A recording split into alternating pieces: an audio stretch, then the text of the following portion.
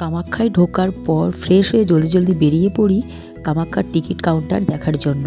মানে ওখান থেকে যদি টিকিট কাউন্টার থেকে টিকিট না নেওয়া হয় তাহলে মন্দিরে প্রবেশ করতে দেওয়া হবে না। এই হলো টিকিট কাউন্টার।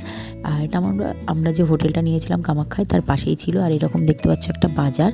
তো এই বাজারের মধ্যে দিয়েই কিন্তু আমরা মন্দিরে যাব। তো মন্দিরের রাস্তাটাও আমি দেখে রেখেছিলাম। আর এখানে দেখো সত্যিকারের রুদ্রাক্ষ। আর মন্দিরের রাস্তাটা আমরা দেখে রেখেছিলাম কারণ যাতে ভোরবেলা আমাদের চিনতে অসুবিধা না হয়, কারণ কোনো দিন তো আসিনি, ফার্স্ট টাইম এলাম।